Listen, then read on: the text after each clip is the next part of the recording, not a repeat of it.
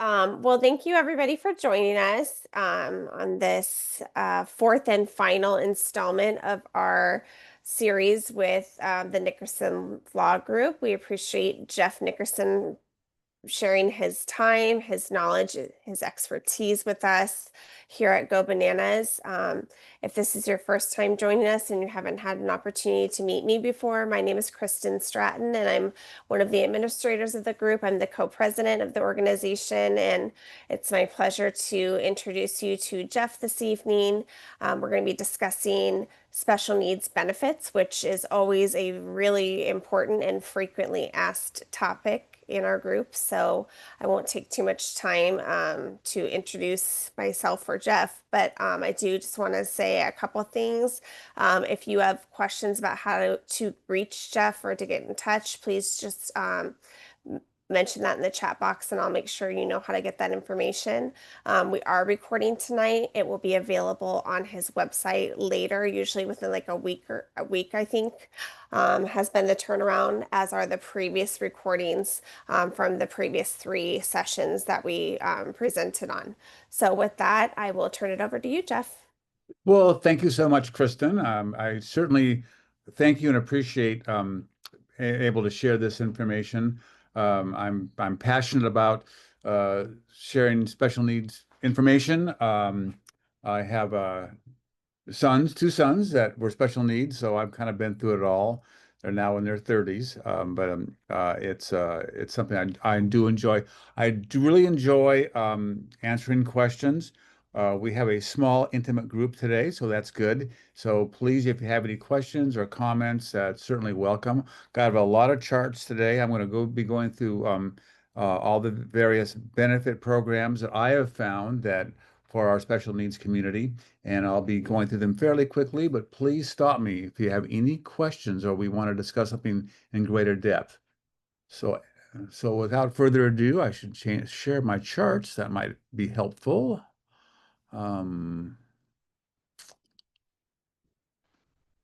Okay, so everybody should be seeing the benefits chart, and if they're not, let me know, but we'll start going through them.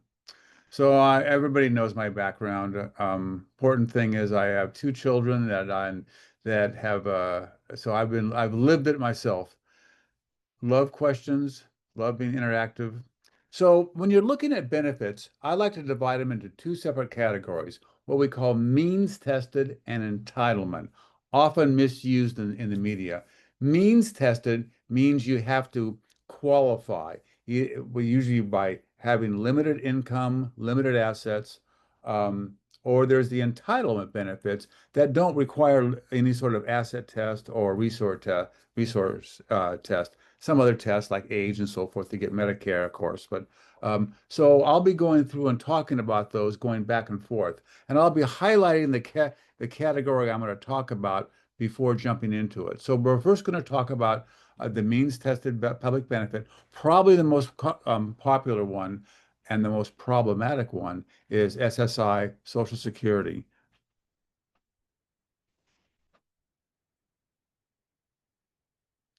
So supplemental security income, SSI. So what is it? I think everybody pretty much knows. It's monthly payments, and you have to have a limited income, limited assets, and a qualifying disability. Generally, it's going to be for adults. However, children can qualify based on their parents' income. It's certainly the most common benefit. It's also the most complicated benefit and the easiest one to get in trouble. My goal is to keep you out of trouble with this presentation. So, SSI, if you're receiving SSI, you should be receiving the maximum amount, which is $1,206. That equates to $967 a month federal. And here in California, unlike most other states, California supplements that amount with an additional $239.94. So don't check my math, but it should add up to $1,206. If you receive SSI, you automatically receive Medi-Cal. It's just a great benefit. 2 major tests, disabled, and poor. Okay, so disabled, I'll get into the definition: inability to engage in substantial gainful activity, SGA, 12 months or result in death. So remember that SGA, because if you go on the Social Security website, you'll see that defined once, and then from then on they use the term SGA without defining it. So it's substantial gainful activity, inability to really um, uh, uh, inability to work for 12 months or lifelong. And I use the term poor. So what does that mean? There's both an asset test and a minimal income test. Okay. So um, the asset test here countrywide is $2,000. You can't have more than $2,000 of countable assets. So there's both countable and non-countable. I'll get into that in a moment. And then we'll get into all the income issues. Interesting enough, SSI is to pay for all shelter. Any outside payment for shelter will reduce the SSI. Only recently have they eliminated food as a test.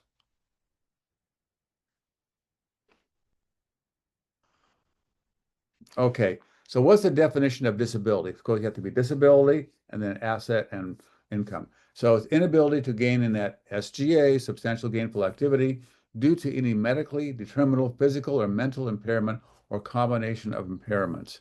It can be lasted or expected to last continuous 12 months or result in death. One of the nice things about SSI is it covers mental impairment. A lot of the various benefits out there don't cover that for no understandable reason from my standpoint.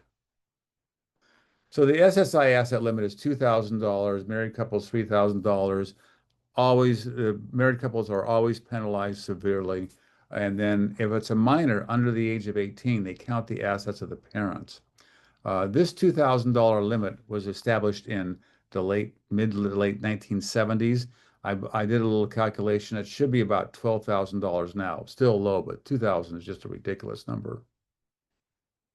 So like I said, there's countable assets and non-countable assets. There's a lot of non-countable assets. For most of our children, it doesn't matter because they don't have any assets for the most part. But for my older clients, that does come into play. And there's quite a few things. A residence is a non-countable asset. So you can essentially own a very expensive home, and that's not countable. One car, personal property, personal effects. Interesting enough, IRAs or retirement plans in payout, life insurance policies, which is kind of annoys me, but because I think a life insurance policy is a great way to plan for special needs individual, but that's if it's a whole life, it's counted if it's more than $1,500. Musical instruments, other things. An ABLE account. We'll talk about ABLE accounts again because I think they're such a wonderful item. Assets in an ABLE account do not count towards that $2,000 limit. Income test.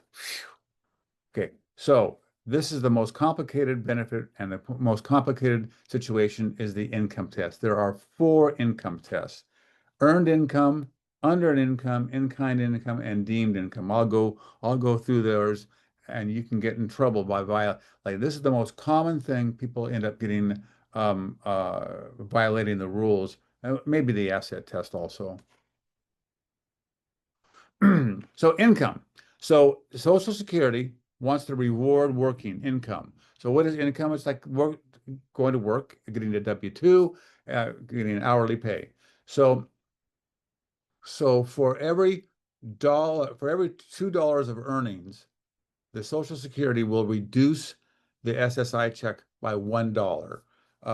So the first $20 of any income, and then there's these rules. The first $20 of any income is exempt. Why $20? That was originally established to cover all your personal items, toothpaste, shampoo, all those kind of things. Back in 1970, you could buy a lot of that stuff for $20. Here in 2025, $20 doesn't go very far in buying all those types of things. Why in the world they didn't index those numbers to inflation back then, or at least start doing it now? They should. Then they also limit $65 of earned income, I guess another reward. So it's $85. So they do this calculation. You must report it. You must report it. So it's really important if You need to report this every single month. You will get caught if you don't report income. Okay. So for a lot of these examples, I'm going to use my older son, John. And John has continues to work in my office. He's the king of shredding. He shreds and loads all the paper and all the printers and takes out the trash and does all that. Does a great job. King of shredding. But for quite a while, he was on SSI. He's now on SSD. I'll get into that later. But while he was in SSI, I needed a report every month. Not a big deal. I actually had a form letter I had.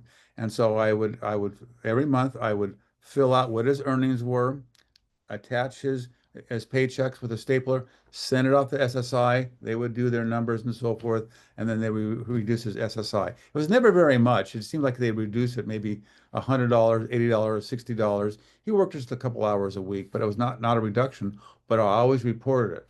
You will get caught if you don't report it. Why? Because SSI matches their records um, with the IRS. Trouble is they're about 4 years behind. So guess what happens? You didn't report earnings for a few months, and then 4 years went by. Social Security matches those records. Aha! uh, there was some earnings, they weren't reported. So therefore, now we're going to go and calculate, we're going to make the assumption all those earnings were made during all that time. And we're going to tack on interest, we're going to tack on penalties. And so you're going to get penalized by some huge number because we technically overpaid you. You should have gotten paid because of those earnings. And then you get these letters in the mail that say you owe, 25,000, 30,000, some huge number that you owe. Needless to say, that creates some stress. So generally, they cannot make you pay that entire amount. What they will do is they can reduce your SSI check by 15%. And so, of course, you can appeal it. Maybe you weren't paying them that whole time. They made the worst case assumption. You can fight it and so forth. Just report it on a monthly basis. Um, for a long time, and maybe they still do, they had an app you could use. I could never get it to work. So I just went old school and did these letters. I've spent the most time on this earnings issue because I see this come up a lot. Unearned income. So for every dollar of unearned income, there's a dollar reduction in SSI. So if I give my son cash to go to the movies, he likes to go to the movies. If I give him $20, they assume it's going to be used for housing or some sort of improper usage. So you're supposed to report that. Few people do, and they'll do a $20 reduction. So if I give my son cash, it's a $20 reduction. If I go buy him a movie ticket and give him a movie ticket to go to the movies, there's no reduction. You're supposed to report this every month. Will you get caught? Probably not, but you really want to be not handing out cash to your son because eventually, somehow they're going to find out. But that's something to be careful of. SSI, in-kind support. So if you're providing housing, it used to be food, used to be housing, food, and shelter, and then they took away clothing, and then just recently they've taken away food, probably because they didn't have a way to track it. But if you're providing housing, then they're going to reduce the benefit by 1/3. Typically, that happens when you're applying for SSI, and on the form you're going to say you're going to provide housing for your disabled adult child who's now turning 18 and will be eligible for SSI. You put that down, and now you're getting 1/3 less. Um, it's always frustrating me because it's kind of a trick question. The way you get out of doing that is you have the beneficiary contribute to the household income. So if they're contributing their fair share and they never check out what the fair share is, then they'll get the full amount. So one of the first things I do is when I'm talking to clients, how much are you receiving in SSI? And if they tell me 800, 900 or something like that, I know they're getting the 1/3 reduction. Having um, uh, uh, um, the rule on contributions is well established. This is not some trick. It's right out of the Social Security website on how to fix this problem. Again, the solution is the one-third reduction. I used to use the term room and board. Don't use that term. They've come up with a special category of payments called room and board. I just call it contribution. That's the better term. Um, I love this picture, but it probably is not really applicable because we're talking about an adult who's now 18 that has to contribute that should contribute in order to keep that full amount. But it's a funny picture, anyways. Interestingly enough, money from an ABLE account that goes for housing does not reduce SSI. Why that's the case, I don't know. But in a sense, you can launder money through ABLE account, and you won't see any reduction. One of my best examples is I have a close friend. They have a daughter who's now in her early 40s. They bought her a condominium here in Marietta. And they pay most of the expenses, the utilities and so forth. And because they were doing that, they were always having to take a one-third reduction in the and the Social Security. What they started doing is they started running that money through the ABLE account, then paying those expenses from the ABLE account, no reduction in the Social Security. Very interesting. I'm glad they did that because it made it an easy way to get around that one-third reduction. But that one-third reduction, $300 or $400 a month, over time, that adds up to a lot of money. I'm going to talk about time value of money here and not too far like I did in our last presentation. SSI deeming of income. So for a minor, if they're under the age of 18, they're going to look to the parent's income. And so once they turn 18, they're going to look at their income.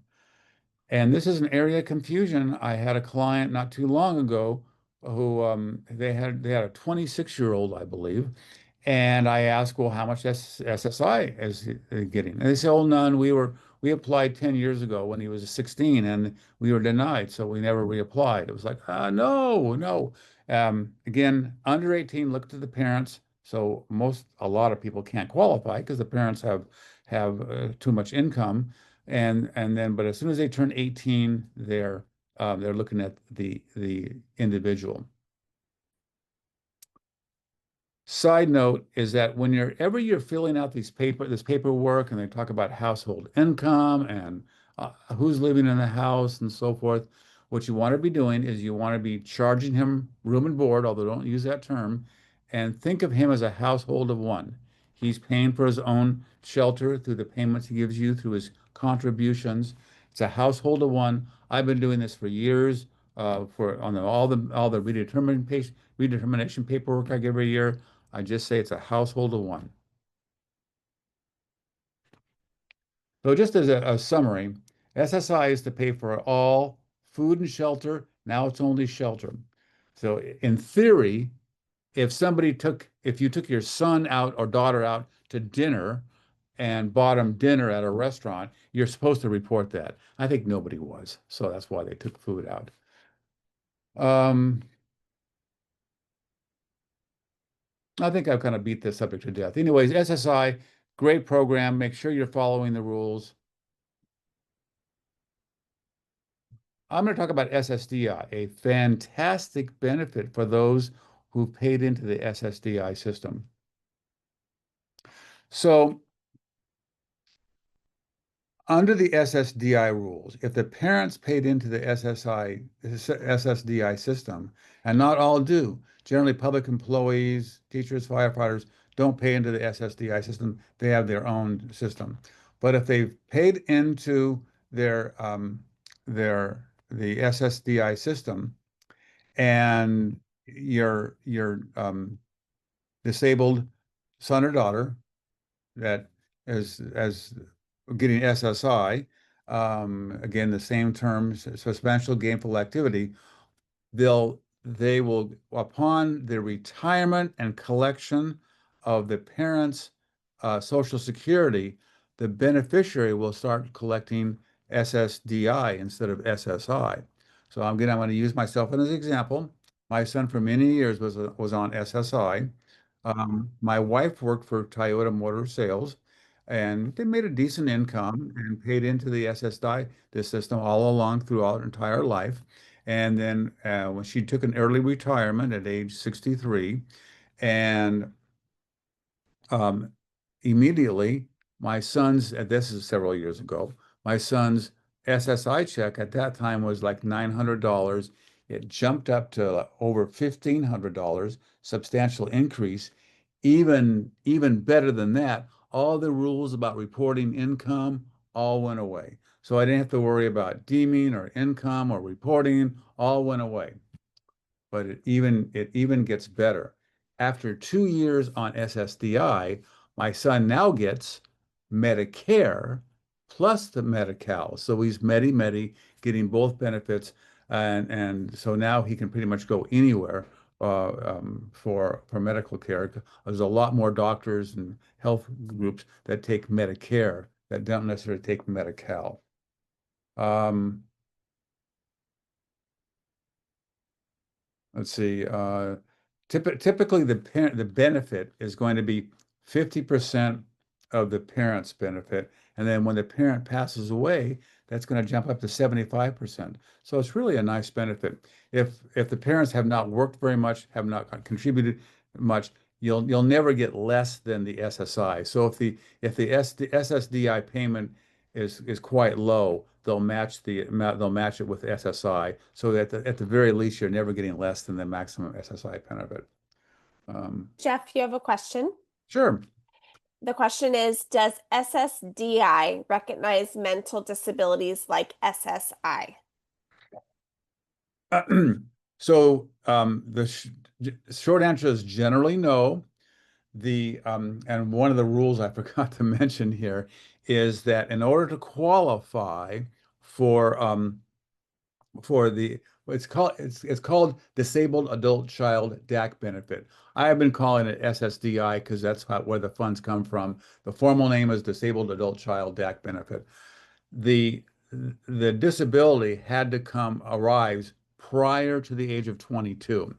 And so generally for those with, cerebral palsy, any sort of birth issues, and so forth, that would qualify. But oftentimes with mental illness, we don't see that manifest itself until later ages, 20s and 30s and so forth. So that's the problem with the mental illness. Um, Interesting side rule about SSDI is that there is to qualify for SSDI, um, there is no asset test at all. So you can have as many assets as you want. So the whole $2,000 limit for SSI goes away for SSDI. There technically isn't an income limit, but if you're earning more than $1,500 a month, which is not very much, $1,500 a month, they say, well, the fact that you're earning that much, then you must not be disabled. There is a program for children of disabled or deceased workers. If the child's under 18, and then the parents who paid into SSDI system, and then they become disabled or deceased, the children don't have to be disabled for them to receive that benefit. I've just seen this rarely happen. I think you rarely see this broad age difference between the older parent who was now receiving, I guess they could be receiving SSDI at a younger age. And so there's probably cases where it does happen, but I just haven't seen that happen very often. All right, that takes care of the SSI and SSD. I'm going to talk about Medicare briefly. That is a wonderful benefit that a lot of our special needs families, like my son, can benefit from. So just real quickly, Medicare. I think everybody knows about Medicare. Generally, when you hit age 66 now, I believe it is, you're entitled to Medicare. There's two parts. Part A is hospital. Part B is medical. Part A is hospital, skilled nursing facility, hospice, home some home health care. Medical bill B, Part B is the classic doctor visits and outpatient care and so forth. Skilled nursing facility is not long-term care. That's a common misconception. Um, if you have to be hospitalized in order to get skilled nursing facility, you have to be hospitalized for four full nights. These days, that doesn't happen very often unless you're seriously injured, and then then Medicare will pay for skilled nursing care for a maximum. I don't think they pay for the first 20 days, and they'll pay for another 100 days. But there's got to be some sort of improvement. If there's no improvement, they'll stop it. So, a common misconception that Medicare pays for long-term care, it does not. Um, I can get on my soapbox and talk about how we have a crisis going on in our country right now with people my age and younger caring for elderly parents, and it's very expensive. Assisted living places are very expensive. It's a problem. Okay, back to Medicare.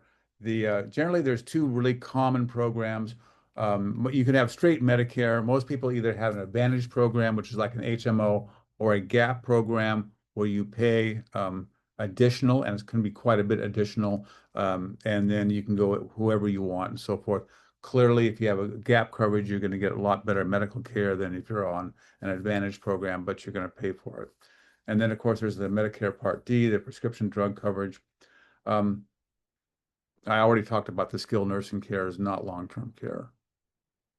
So that's it. I would have made just a short one chart on the Medi-Cal. Okay, so most of our families who are receiving Medi-Cal.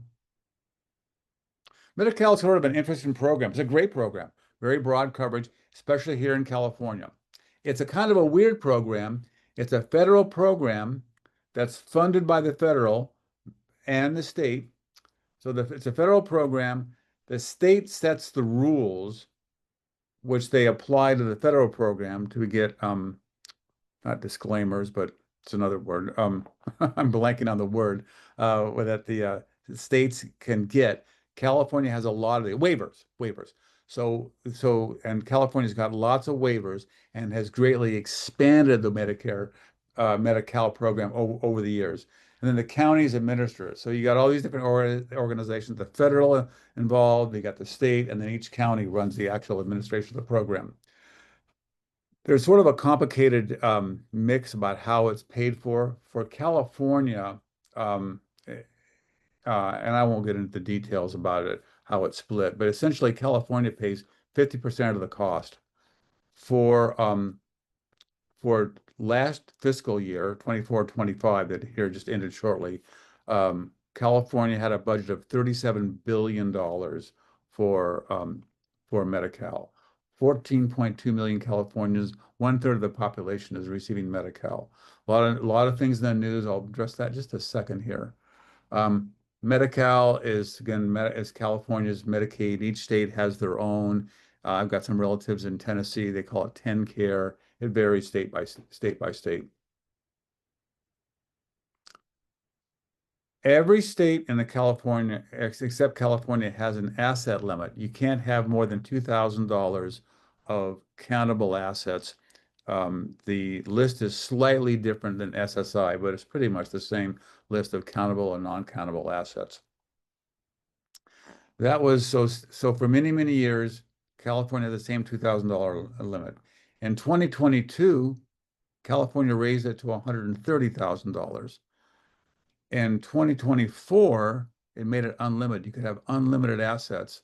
And then in 2026, from the latest budget that's been approved, prior to the big, beautiful bill being signed by President Trump on July 4th, they've gone back to a $130,000 asset test. But there is an income test, and the income test is fairly low. It's 17 something, just a hair below $1,800 a month. So if you're above that income level, for many of the programs, you have to pay a share of cost. There's about 90 different programs. One of the programs that most of us are probably the most familiar with is if you're on SSI, you automatically get Medi-Cal, and there's no share of cost. It's automatic. Now, with other programs, then they start looking at the share of cost. Um, my um, my son is right about that $1,800 level, but there's a way to deal with that. Here's a list of the various Medi-Cal programs that are out there. I am not going to go through that. I'm not an expert on this. I use it whenever I'm dealing with Medi-Cal or talking to clients, I refer them to a specialist I know, and that's all she does is Medi-Cal. Um, income limit is $1,800 a month. You can purchase if you're over that amount, you can purchase certain items to reduce your income to below that $1,800. Um, I am just starting to get hit with this for my son, who's now is going to be above that, I think, this year. And so doctors or dentist bills, prescription medicine, vision care, hearing aids, medical supplies, health insurance. So that's probably the biggest thing that brings that down is you can buy a gap coverage, or you can buy a vision coverage or something like that, and that will reduce the amount below that $1,800. Long-term care costs. There's several ways you can reduce that. That seems the most common way. The share is the way they calculate the share of cost is very unfavorable, and you want to try and avoid a share of cost situation. And again, gets very complicated, but there's ways to get around this. Um, uh, I'm dealing this with my brother-in-law right now as we speak, and maybe if we have some time, I can share some of that. Bottom line is, every year you get a redetermination letter. Make sure you fill that out and get it sent back in. I'm dealing with several clients who haven't done that. They've had their Medi-Cal cut off. They've been able to get it back on again, but it's caused, a lot of headaches and so forth. And like I said, I'm personally dealing with that now with my brother-in-law. Um,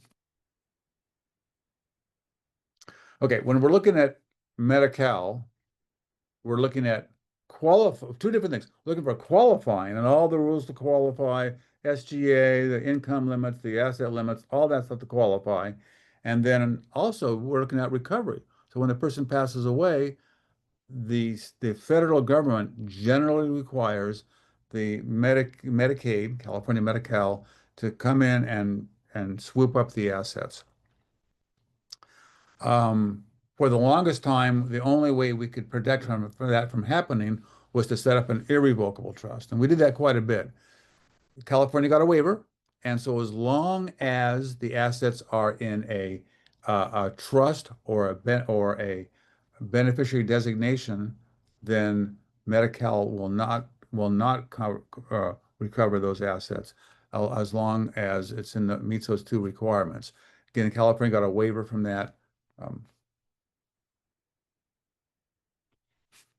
Generally, it's not any sort of recovery is not applicable to special needs individuals. So that's the good news. I don't want to spend a whole lot of time talking about recovery, but if you have some older relatives that are receiving Medi-Cal, then you need to make sure you're doing something about that. And there's some easy solutions to do it. You don't have to go see a lawyer. You can just do some beneficiary designations on the accounts or whatever. But you got to work it. All right. I want to talk about IHSS. Jeff, you have one quick question Great. regarding SSDI. Back to that real quick. Sure. This question says that if a spouse that cares for the special needs child has not earned the 40 credits when it's time to retire, could that spouse benefit from their working spouse's retirement or their part of SSDI? So for the purpose of getting SSDI benefits or a disabled adult child benefits, which is the proper name, it can be either parent, but the person that they're based it on has to have retired or at least collecting retirement benefits. So the person can still be working, but they got to be at least 63 or 64, whatever the appropriate age, and collecting Social Security. Then their child can get the SSDI benefits. Hopefully that answers the question. Um, it concerns me when I haven't heard the somebody not working 40 quarters. Boy, oh boy, you should want to make sure you try and get in those 40 quarters sometime during your life. I think most people know about in-home support services. I think every single one of my clients, they're receiving IHS support services. So you know what it is. Um, it's a great program.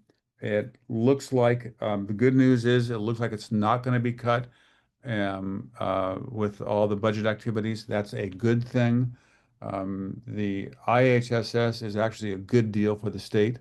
In theory, in theory, when your disabled child turns 18, you can turn him over to the state and say, he's yours now, not my responsibility. I don't know what parent would ever do that, but legally you could. And it's going to cost the state a lot more to care for your disabled child than to pay IHSS. IHSS is a good deal for the state. Don't ever look at it as charity. It's hard. As you know, caring for a disabled child is hard work. It's very bureaucratic, so you got to work the system. It's all hands-on, so you got to work it. You got to maximize your hands-on time. Um, that's what it's based on. It's um, So IHS is Medi-Cal funded. So a lot of people don't understand that. You're going to need to contact IHSS, get an assessment by, again, most of you have been through this. So I think that, you know what, there's protective services, which is the maximum hours, and then the other hours are based on the amount of care. I have a lot of seniors. So it doesn't have to be disabled children or disabled young adults. It's also seniors also. And a lot of people don't know that. I want to emphasize the senior. Earlier I mentioned I think we have a national crisis going on with senior care, caring for your parents. I think I've had 3 or 4 conversations just in the last 2 days of people I personally know dealing with an elderly parent. So that can be a source of money, is that IHSS for seniors. CalFresh SNAP. Again, I think for a long time, those who were receiving SSI were not eligible to receive SNAP or food stamps. Now they are. You want to take advantage of it. It really adds up. Regional centers, really a great benefit for in California. No other state has a system regional center. So if you have a developmentally disabled child, you can get regional center services lifelong. Um, um, so what regional center is they coordinate services, so they don't actually provide services themselves, but they do the analysis and coordinate services and so forth. Um, there is a relatively new program that Kristen has done some presentations on. I'm always forgetting the name of it, Kristen, a directed services. Self-determination program. I was close. Yeah, great program. I understand it's just terribly bureaucratic and it's a real challenge to get through with it. But those that get through it tend to be very happy with having, it's basically you're controlling the funds, hiring the people you want, hiring the services you need. It's generally thought, it's the thinking is where regional center doesn't have a vendor that can provide that service. That's the purpose of it. Again, I think I'm glad that they're finally doing this. It's a challenge. If you're going to start it doing, you need to uh, bring in Kristen or some other help to get you through that process. Uh, oh, every once in a while I hear people make comments to me. Oh, I don't like the services that they're providing, so I'm going to pull my son or daughter out of regional center. No, no, no, no, no, no. You want to make sure it's a lifelong benefit. So after you're long gone, they'll getting services. Recently, we had um, a father. Um, he's part of our Special Olympics group. the father passed away suddenly, and so the coach I think it was bocce ball was bringing the adult back home. Father was dead, and uh, it was like a panic. What do we do? They was quite impressed with the regional center. They they they contacted regional center. They got people out that night. They got him into a group home within hours. He's been there now many months. Very happy with the situation. So I was quite impressed when they had to step up and get something done quickly. They did. There's 21 regional centers throughout the county. We're, of course, in one of the largest ones, at least geographically, with in the Inland Region Center. I hear lots of people complaining, but I think, it's certainly better than any other state. It's a wonderful program, lifelong program. The one thing it doesn't do is those with mental illness are not eligible for regional center services. And I just don't understand that. I don't understand why we've limited that. Um, Certainly, a mental illness is something that's maybe technically not a developmental issue, but it certainly is uh, hereditary. Okay, able accounts. I'm a huge able account fan. Uh, Cal Able is the only way to go. I'll talk about that in a moment. The big thing about able accounts, it's a program that the government set up about 10 years ago and allows people to deposit money into an account and grows tax-free. And any money into an able account does not count for any sort of benefits, grows tax-free. And there's some limitations. The problem with an able account is that IRS mandated that once that person passes away, the state agency can come in and swoop up the funds. Well, that just killed it as a savings vehicle. Who's going to put a lot of money into that when Medi-Cal has that authority to recoup funds? Hopefully that'll change, but that's the current law. Cal Able, and it's just Cal Able, not any other ones, had the uh, was able to get a waiver from the federal government, then and CalAble will not come through, and uh, Medi-Cal will not come through and take over those funds. So I'm a real fan of it. Let me see if I got some more information here. Each year it grows. So this year you can put $19,000 in it. It's a beneficiary's own account. It's a state-run online account. So you have to go on. So it has a savings plan, great savings plan. If it reaches $100,000, it'll it'll um they'll suspend, not terminate SSI. So you never want to get it above $100,000. That's a lot of money to save up over time. But once if you graduate from SSI to SSDI, then that's not an issue. So it's got a savings portion. It's also got a spending. Spending is huge, especially for those that have, let's say, a high functioning development disabled son, like my son, John. He has the ability to actually go out to restaurants by himself and take Ubers and so forth, but he is not good with money. He doesn't understand money. Somebody could take advantage of him. They have what they call a TrueLink card. So any money on this TrueLink card, how it's spending does not impact SSI benefits. So the whole issue I was talking about earlier with SSI, if you give somebody directly money, you're supposed to report that. You can't do that, but you can give them a TrueLink card, and they won't it doesn't count. Even better than that, though, this TrueLink card, you as the parent or the authorized representative can control how much money's on that card, where the money can be spent, how much money can be spent at any particular location, where it can be spent, total control of it. Um, and every time my son spends something with his able account, I get an immediate text as to he's at McDonald's, you spent $12 for a hamburger and fries or whatever. And so it's a great way to control and protect your special needs family member, but also give them the freedom to go out and make decisions on things to buy and so forth without getting themselves in trouble. I can't stand. Oh, this is my big pitch. I talked about this a lot 2 weeks ago. The time value of money is huge. um,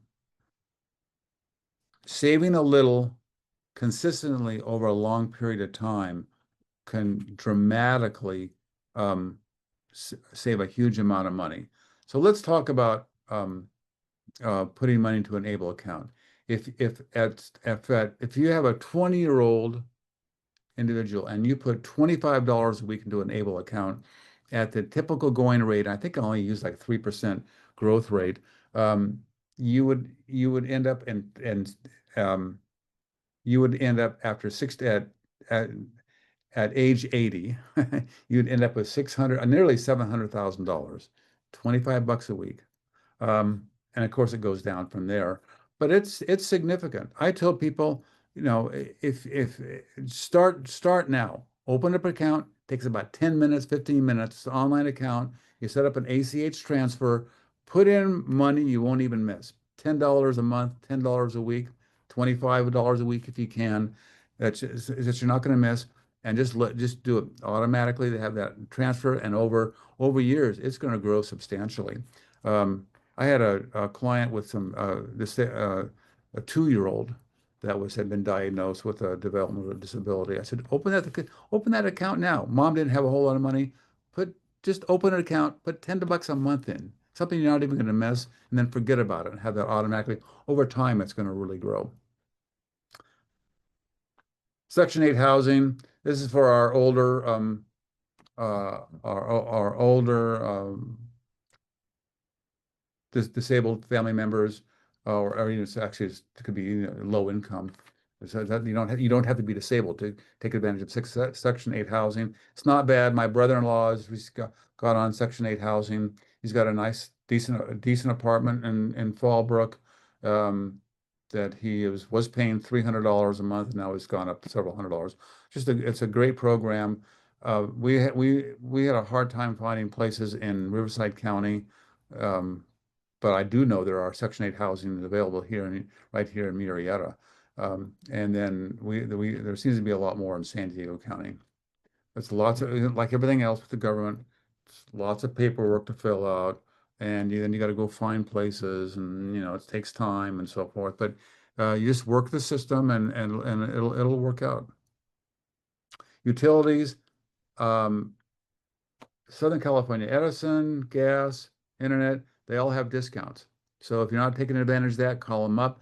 If somebody in your household is receiving Medi-Cal or SSI, they automatically qualify. So you want to make sure you get that paperwork in, because especially here in our Hot Valley area, having a 30% discount on your electric bill can be a good thing. Education, that's a long thing. I think most of you all know about education, IEPs, that whole thing. I won't talk about that now, but I think most people have been through it. Um, I would, I wish that when my sons were in school, I had hired a advocate, and there are several advocates. We have one here, Kristen. If you're having trouble getting what you want from the school districts, bring on an education advocate that'll help and support um, uh, all the issues you're having. And I kind of think the school districts in some way might even like um, having advocates, because the advocates can also, I think, set reasonable expectations. So those are the benefits. You want to maximize all those benefits over time. It really makes a difference. In summary, here in California, we've got 1.2 million people on SSI. Here in Riverside County, we have over 60,000. This is last year, so probably more. And benefits are important. Questions, comments? Hmm. Let's give it a second because I've been fielding them to you pretty consistently, so I don't see any. I did share a couple links in the chat box, how to sign up for the TrueLink card for the Able account. I shared about the self-determination program, for those who had questions about that. But I don't see any others. But if anybody does have questions, I see Candy has her hand raised. If you want to unmute yourself, Candy, you're welcome to do so. Hi, Kristen and Jeff. I so appreciate you doing these. Jeff, we spoke just real quickly. I think it was the last uh, webinar that you did in regards to the child in care. And I ended up getting this horrible virus. So I've been coughing my brains out, but I had said that I would call you to give you the information about that. Okay. That could be a super helpful resource if somebody, um, if a spouse retires and another spouse, and there is another spouse in the house, it can't be divorced, and living separately or whatever, but living, and also with the child living with you. It's called child in care. And what happens is that the about 75% or 50%, sorry, 50%, it will be kind of split, but it ends up being approximately 80%. So my daughter and myself split the half that my husband, after he retired. It's a process, but it is doable. And anyways, it just is a really good benefit that not a lot of people know about or talk about. No, I just put it a chat GPT on it, and it does sound very interesting. It looks like the child has to be under 16. Or it could be over 18 but disabled Oh, prior to, because Danielle's been disabled for a long, long time. She's going to turn 38 actually next month. And my husband retired 2 years ago. And unfortunately, the pandemic was still going on. So the paperwork was getting transferred from, excuse me, up, you know, Hemet area, which is her social security, went to San Diego down to their big facility. And then they had an anthrax scare. yeah. So all those people had to work from home. So it actually took about 8 months for all of this to happen. But it is a super, super good resource. So, anyways, and Kristen, if you want to reach out, I can also give you information in regards to it. Yes, thank you. That's great. I'm going to add that information to my charts right now. It's good information. Thank you so much, Candy. Oh, sure, sure. And I still need to make the appointment to see you. Looking forward to it. Okay, thank you. Thank you.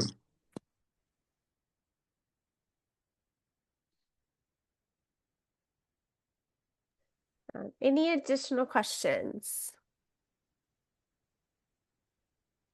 Oh, what is the name of the program again? I just put the link above it. She said it's called the Child in Care Benefit, and I actually Googled it very quickly and found it just a brief description. But if I get additional information from Candy, I'll share it in Go Bananas. Okay. May I ask one other quick question, Jeff? Sure. I know you said that, John, you have the True Link through the CalAble, which we have one for my daughter Danielle as well. But I haven't gotten a True Link card. How, when you put that money on the card, does it need to be utilized within the month that you? No, no, it doesn't. You can just have it sit there. It does not need to be used. Oh, okay. And it's obviously up to the caregivers or representative, as far as the amount that you would put on it, correct? Sure. Yep. It's all your choice on how much to put on there and so forth. Um, my philosophy is I put enough on there that it'll cover his needs, but not so much that if it would be pretty hard for him to spend everything because I've got other gates on it to prevent too much spending. So it's really a great way to control spending. It does take a while to move money over to it. Takes about 5 days from the time you initiate a transfer to the time it hits. And so I've had problems with him running out of money and not staying on top of it and transferring money over there soon enough. But other than Okay. that, it's a great program. And would it impact if we're conservators for Danielle? No, Because I we mean, are. yeah, no, it's totally unrelated to a conservatorship issue. Okay. And same way if you're account rep for SSI and SSDI, they don't frown upon it. Not at all. I know SSI supports it. And matter of fact, in the SSI website, they actually call out the TrueLink card as a good tool to manage SSI funds. So generally, I always just use a TrueLink card for the Able account, but they're two separate organizations. So Cal Able has contracted with the TrueLink Corporation for that, but you can use a TrueLink card to put Social Security money on it or just any kind of money on it. It's just a great tool for somebody that can't manage money, whether they're disabled or not, to control spending. Oh, okay. And thank you for letting me dominate the question arena.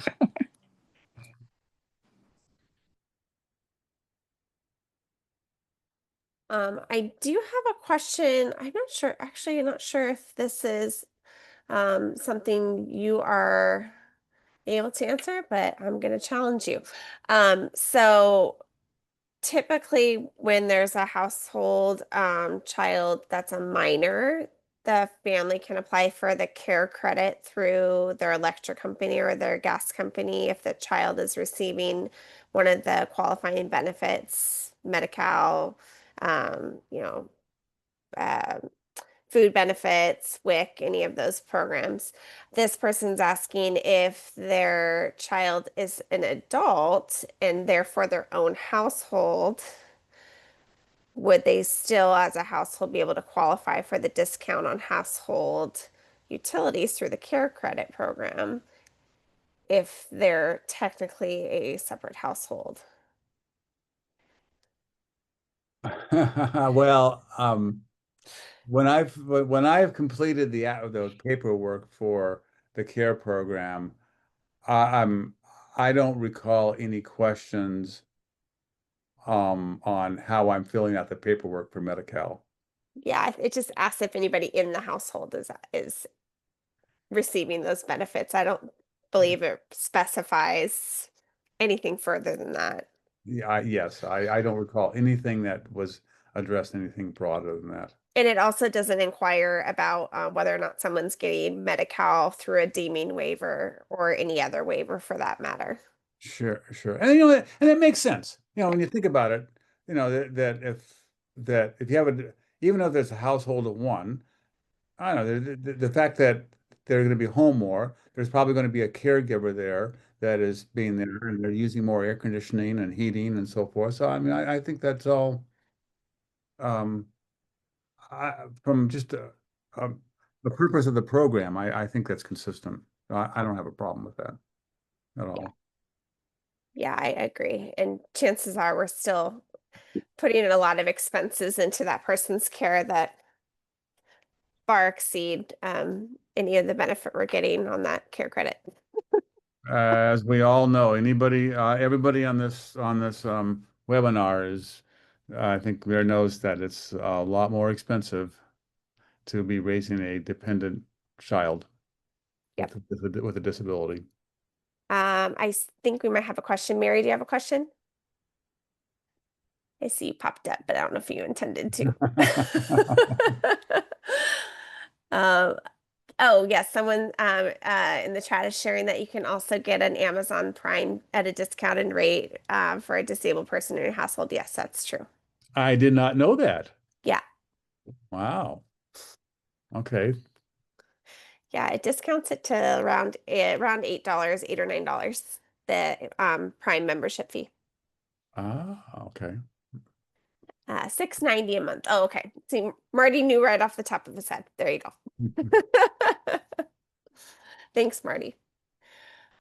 Any other questions? General musings? Comments?